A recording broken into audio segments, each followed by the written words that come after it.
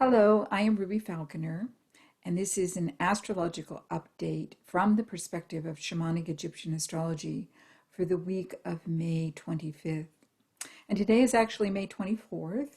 Due to some other commitments, I'm recording it on Sunday, the day before.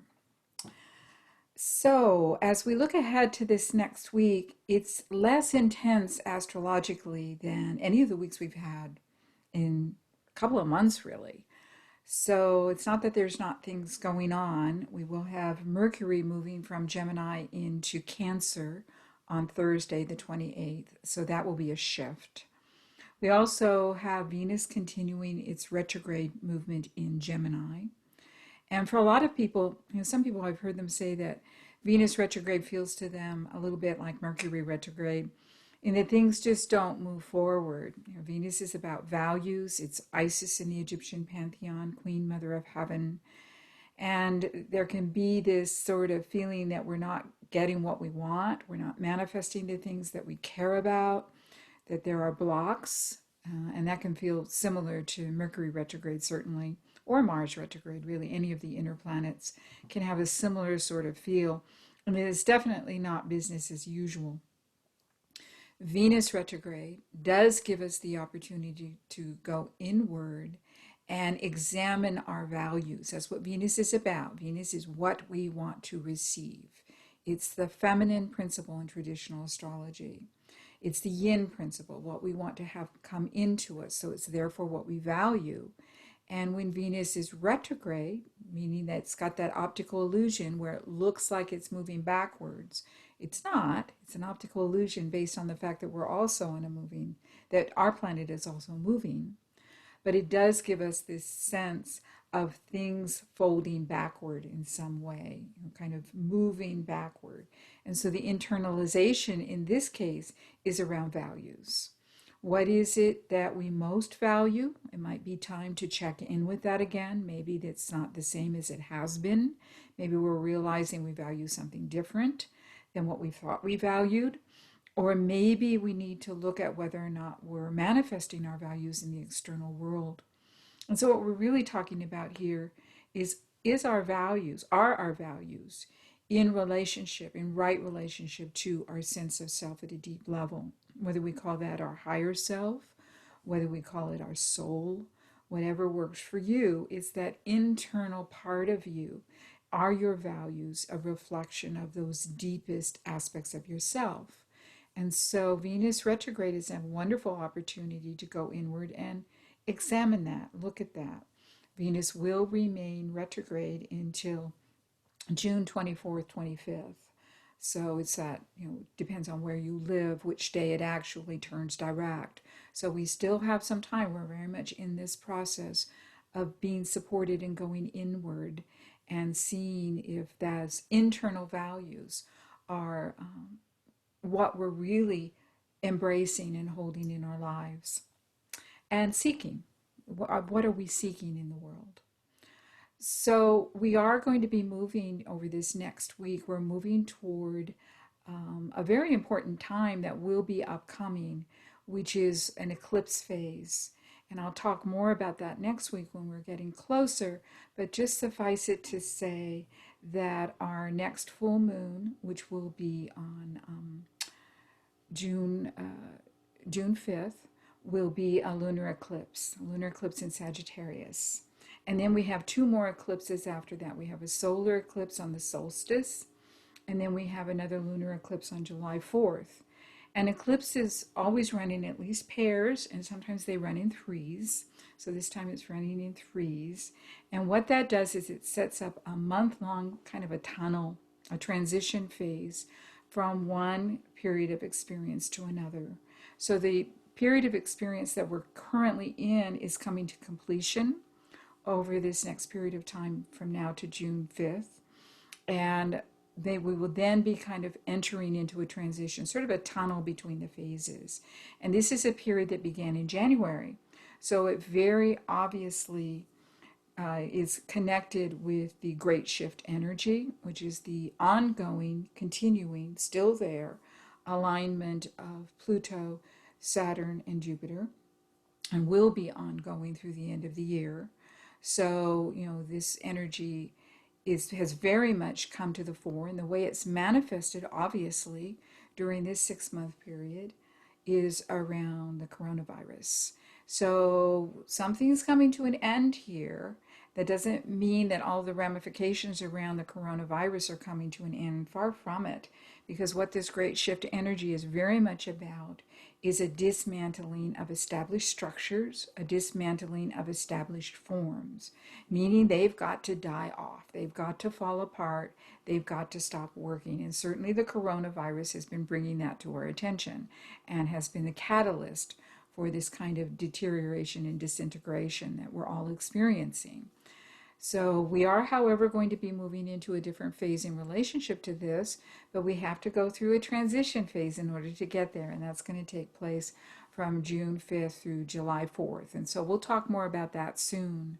But to come back to where we are this week is very much a kind of an adjustment, an acceptance, allowing ourselves to simply be with what is, where most of the states in the United States and a lot of the countries in the world are in a process of opening up their economies. There's uncertainty around that. There's typical of Venus retrograde in Gemini, and we also have the Sun in Gemini. Mercury still in Gemini until Thursday. Typical with that, we have a lot of ideas and a lot of disagreements and a lot of conversations and a lot of energy going this way, that way, and this way, can be very Gemini, about what this really means and what's really going on. A lot of chaos around that, kind of a cacophony of voices. Those of you who are old enough to remember the party lines, telephone party lines, it's kind of like listening to a party line where there are all these voices in the background, tremendous amount of sort of collective static going on at this time. That's going to continue for a while, so we definitely have that energy there. And at the same time, we are in this place with some trepidation, with some excitement, depending on who you are and what you think and what your truth is. We are opening up and things are shifting and changing, and we are adapting to a new way of being. So this is very much what this week is about, dealing with some of the ongoing sort of feelings that come with Venus being retrograde, of things not moving forward in the way that we necessarily want them to, sort of being held back in some way. So that's the energy for this week. And so what I would like to offer you in terms of a meditation this week is with the goddess Isis. We have used the goddess Isis as our touchstone since I've been starting these weekly updates and we've been doing these meditations. I've always used Isis at the end. And the reason she sort of jumped to the fore and said, use me, is because she is always with us during any transition that we go through. She is, if you go to Egypt, her temple is on the Isle of Philae, and it's such a beautiful place. I hope everyone has an opportunity to see it. It's actually been moved. It's not in the place it originally was. When they built the Aswan Dam, they literally dismantled the temple brick by brick by brick and took it to higher ground. But it's on the island. It's right there by the water, and I think the water really adds to its atmosphere, the Nile. It's such a beautiful place. And it's somehow very feminine. A lot of the temples in Egypt, at least for me, and people are very different around this, but at least for me, that some of their structures felt kind of yang. Her structure, her building feels very yin. It's sort of lower to the ground and it's spread out a bit more. And I think because they did dismantle it and it's been in many ways reconstructed, it feels in some ways more complete. Her Holy of Holies is just this beautiful space in the center of the temple, and you can sort of feel the water, even though you can't see it from there. It's almost like you can smell it. It's truly a beautiful place. The goddess Isis is a version of the great goddess who has been with us historically for centuries, going back to prehistory.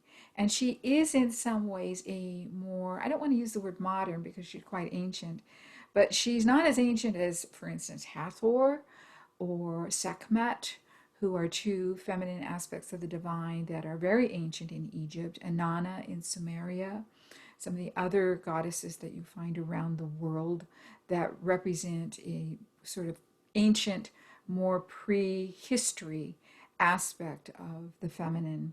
Nut is another one, the sky goddess. So she has this quality that tends to happen as we move forward in time with the advance of civilization. There's a fragmentation that took place of both the original divine feminine and the original divine masculine energies. And so instead of having just maybe one goddess in, Teotihuacan, when I went there, there's the green goddess. Instead of just having one goddess who represents all of the feminine energy, there's many that handle different aspects of the feminine. And so too with the divine masculine, that also fragments, and you have the warrior, you have the king, you have the father energy. You find these archetypes in all myths, and the more we advance, the more you see that sort of fragmentation. Certainly by the time you get to Greece and Rome, there's tons of gods and goddesses, and they all handle very specific little things. And it's kind of interesting to look at what happened to Isis, who is related to Venus. Venus is the Roman aspect of Isis. Aphrodite was the Greek aspect of Isis. These two cultures, Greece and Rome, were very yang oriented. We could call them patriarchal. And I don't mean that in a negative way. I mean, they were tilted toward the yang, toward the masculine energy. And there is a tendency in those cultures to see these two goddesses, Aphrodite to the Greeks and Isis to Venus to the Romans, as the epitome of feminine eroticism and feminine beauty, feminine sexuality. And certainly Isis has that. She's incredibly beautiful as she's portrayed on the walls in Egypt. And she has that energy of being an incredibly beautiful, visually beautiful woman. She's a mature woman. But she's much more than that. She's extremely powerful. She's a player in the myths. She has true power in the myths of ancient Egypt. She's not on the sidelines at all. She's a sorceress. She is the mother of Horus, the young king. She is the aunt and the foster mother, adopted mother of Anubis. Both very powerful archetypic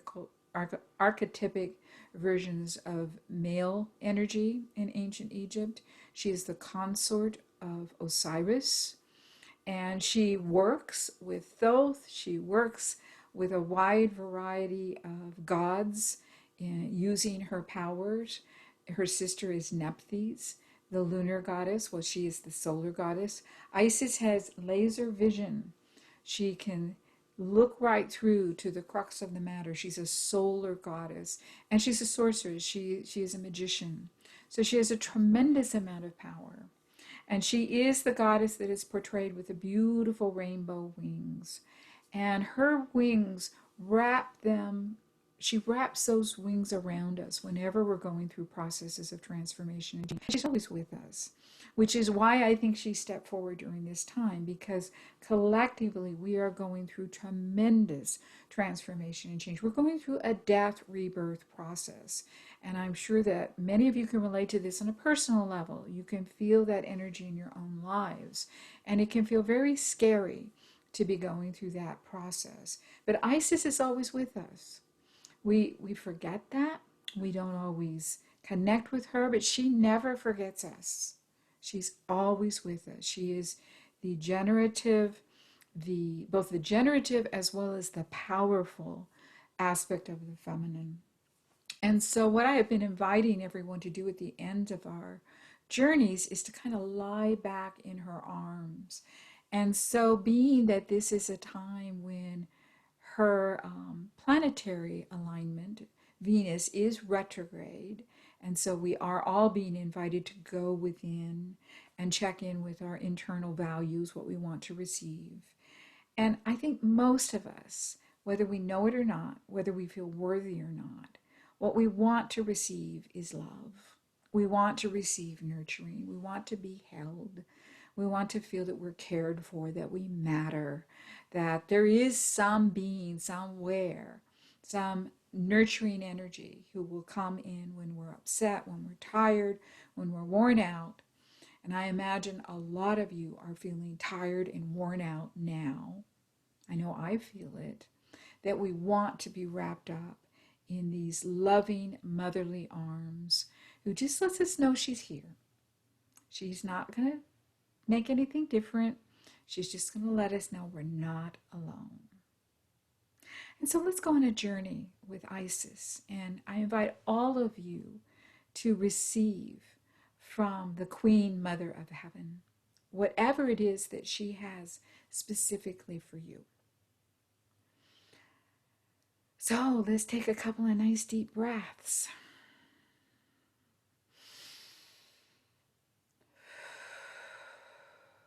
Close your eyes.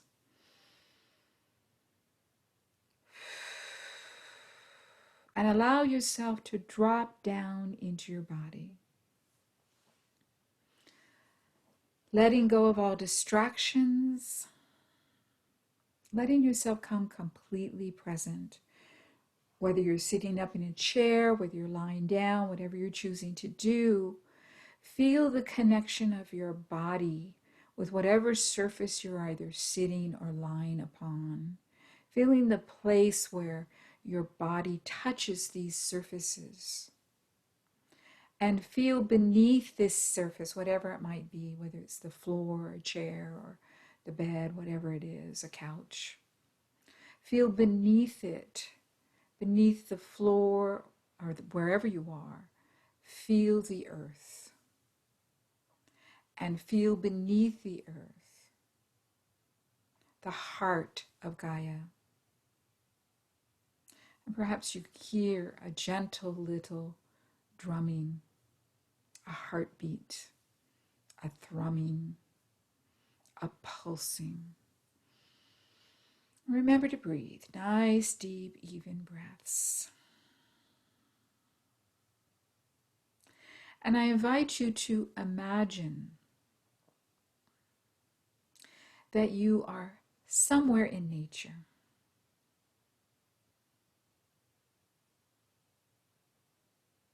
And it may be in Egypt. You may go to the temple of Isis in Egypt.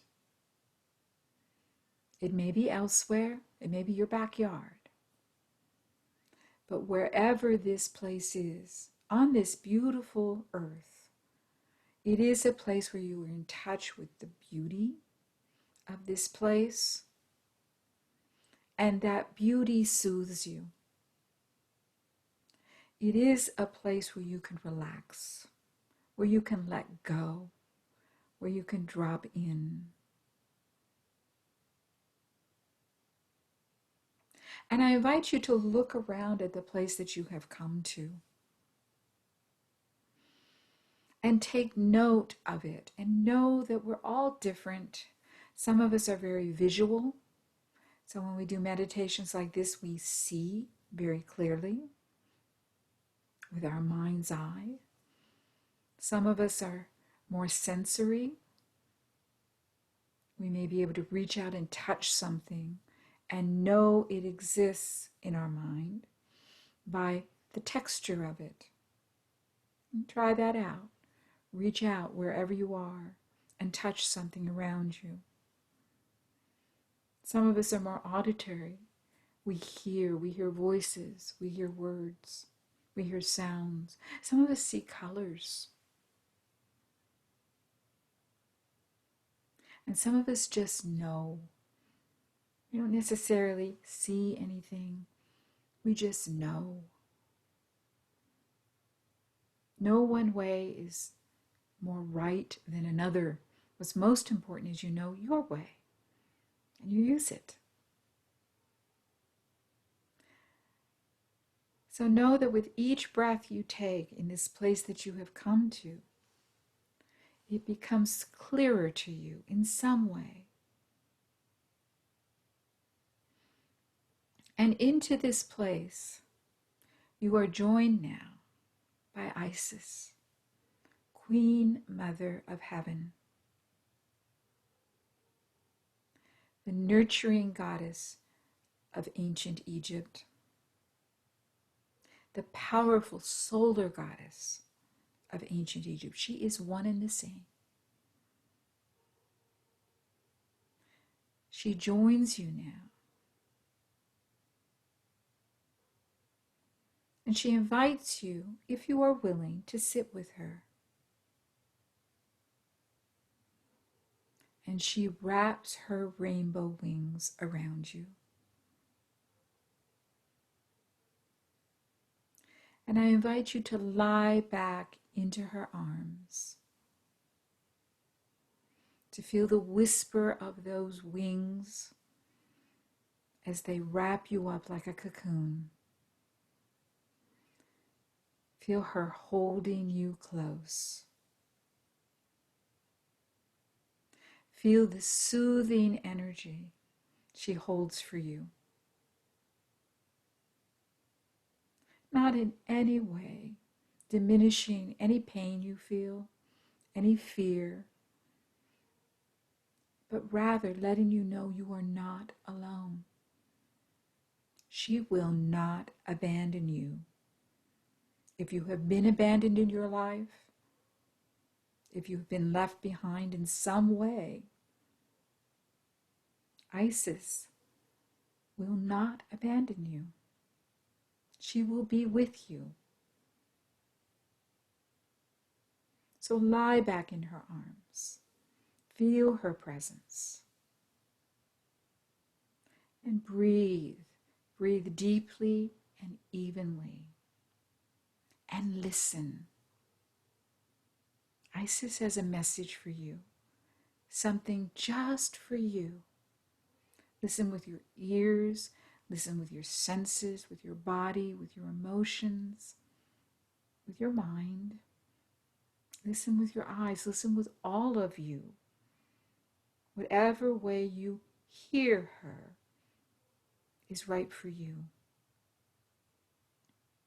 I'm going to be quiet for a couple of minutes now and let you journey with Isis and receive a download just for you. It's special just for you. Enjoy.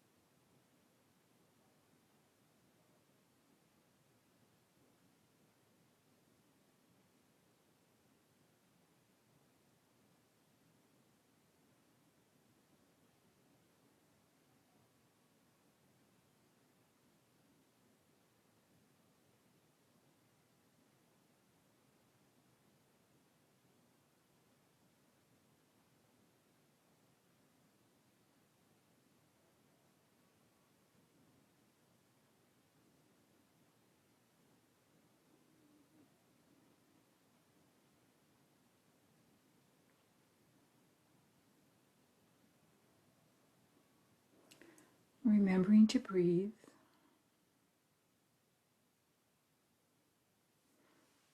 Isis opens her wings so that you can stand up and face her and look into those beautiful, deep eyes. And Isis has a gift for you. It may be a message, it may be a symbol, maybe a color, a memory, an emotion, an image, a scene. It can be any number of things. But whatever it is yours. It is specifically from her to you. So breathe deeply and receive your gift from this beautiful goddess.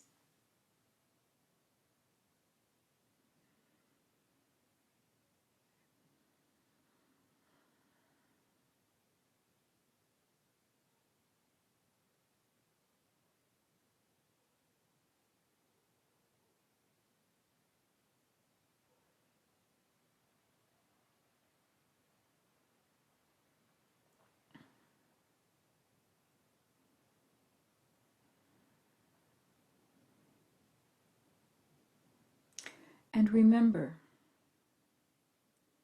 you can return to her presence whenever you need to. If you're feeling tired, if you're feeling stressed, if you feel abandoned, if you're scared, anything. If you feel like a little kid that needs your mama, she's here. The Divine Mother is here in the form of Isis. And she is showing up during this time, wanting to connect with all of us. All we have to do is energetically reach out to her, and she is there.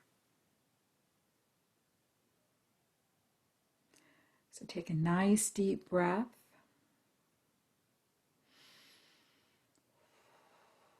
Come back into the room, awareness wherever you are.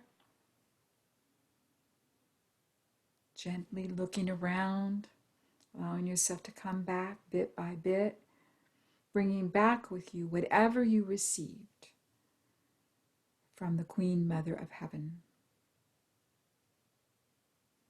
Give thanks to her.